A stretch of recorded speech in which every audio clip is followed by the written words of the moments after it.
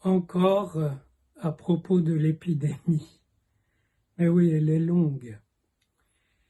Et il va y avoir le déconfinement, supposé mettre fin au confinement. Mais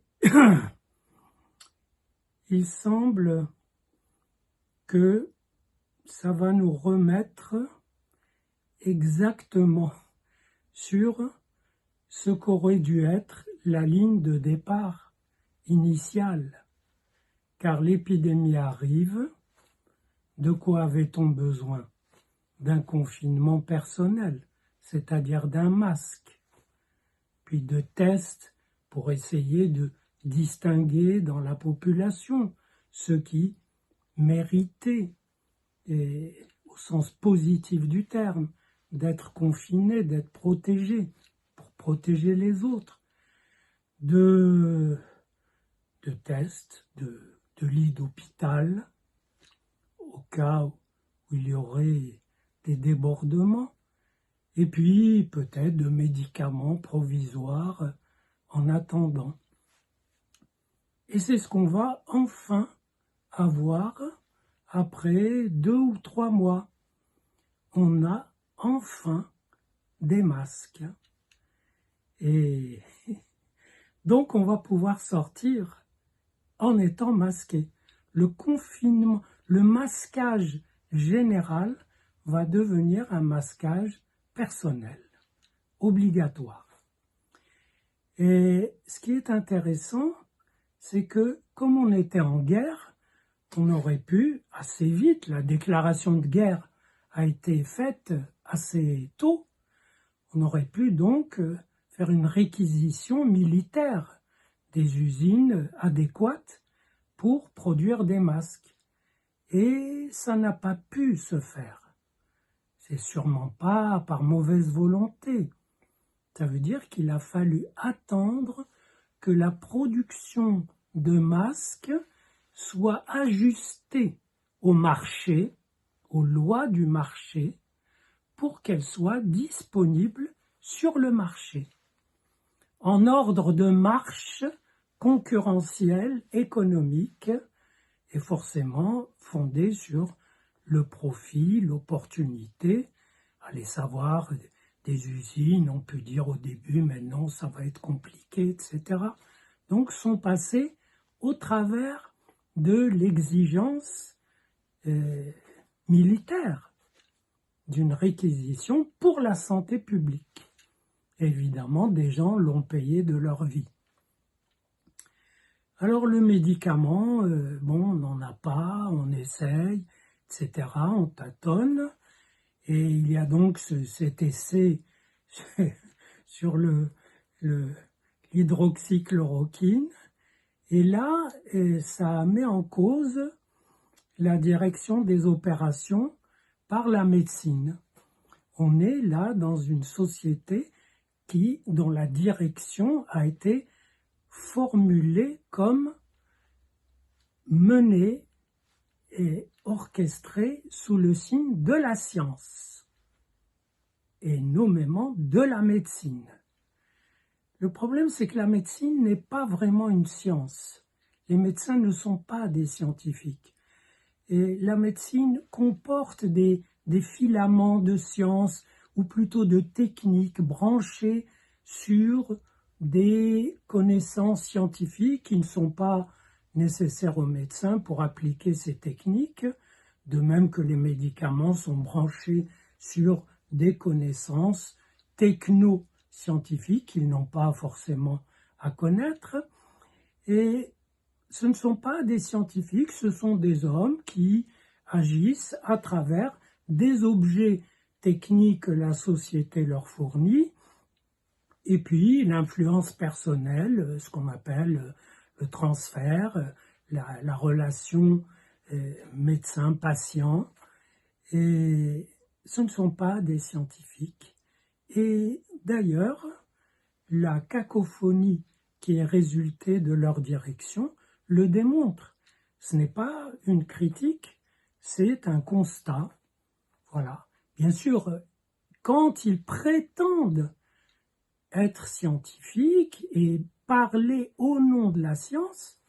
Même la science peut-être n'a pas à diriger elle seule la société, mais quand il parle en son nom, j'ai reçu un papier d'un médecin qui expliquait, par exemple, sur le Plaquenil, que d'abord ce type de Marseille ne l'a pas inventé, je pense qu'il ne l'a pas prétendu, mais il disait que ça pouvait être un médicament nocif, sous-entendu, s'il est pris à trop forte dose. Et là, on se dit que dans un papier à prétention scientifique, c'est inquiétant, parce que tout médicament actif, pris à haute dose, etc., est dangereux. Autrement dit, le monde de la science, on va donc se retrouver à peu près comme avant. Le virus n'a pas été fatigué, épuisé, voilà, il tourne toujours et on va y être exposé normalement et on peut l'espérer, protégé par les masques obligatoires, aidé par ce médicament dont j'ai appris il y a 2 jours que l'hôpital de Saint-Étienne faisait une expérience avec des patients volontaires, leur donnant ce médicament et à d'autres donnant un placebo pour comparer. C'était avant-hier, autrement dit en mai. Or, on parle de ce médicament depuis le mois de février. Et donc, cette expérience n'a pas été faite, ou plutôt a été faite, mais en donnant exprès aux patients ce médicament en phase aiguë. Comme ça, on était un peu plus sûr qu'il n'agirait pas. Et voilà, donc on va se retrouver comme avant. Et ce dont j'ai peur, c'est que les gens ne sont pas bêtes. Et s'ils comprennent que on les a un petit peu menés en bateau, leur faisant croire qu'on combattait le virus par le confinement, alors que on protégeait simplement les hôpitaux du débordement et on se protégeait de la nécessité de créer des hôpitaux de campagne très rapidement. Donc, ils vont s'apercevoir que avec toute la puissance du pays, avec toute la structure industrielle, culturelle, pensante, etc., eh bien, on est capable de passer des semaines, voire des mois, à se retrouver, se préparer à être correctement sur la ligne de départ. Je crains que ça ne suscite de la colère. Et bien que le sang-froid des personnes que je croise est impressionnant, l'obéissance du peuple aux consignes du pouvoir, fût-elle contradictoire, est aussi impressionnant. Donc, voilà une de mes inquiétudes. L'autre, c'est que, on va repartir, ça va être une longue marche et il faut être vigilant.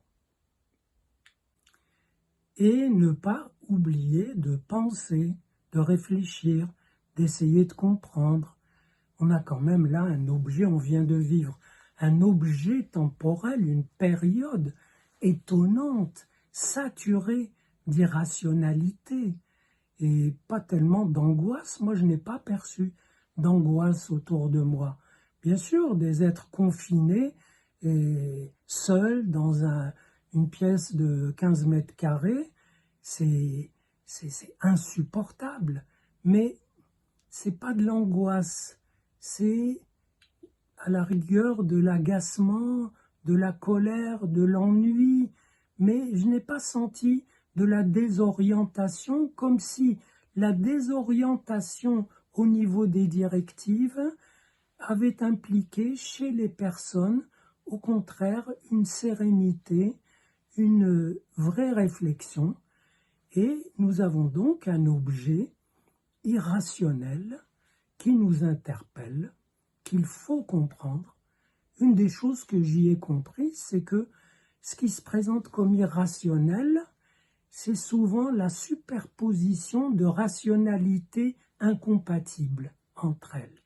Les narcissismes, les intérêts financiers, la flemme, la lourdeur administrative, l'incapacité à produire ce qu'il nous faut, etc. Surtout le besoin de paraître et garder le contrôle, le besoin de diriger ou au moins d'en avoir l'air. Finalement, la seule directive nette et claire, ça a été de faire payer au peuple, eh bien, par le confinement, l'impuissance à coordonner toutes ces rationalités incompatibles, moyennant quoi le peuple se retrouve sur la ligne de départ, je pense beaucoup plus averti, plus intelligent. On dit il y a de la méfiance, mais ce n'est pas que de la méfiance. Les gens discutent, réfléchissent, essayent de comprendre, et finalement, c'est notre meilleur remède de comprendre et ce qui nous arrive, un virus, une épidémie, et surtout notre manière étrange de la gérer.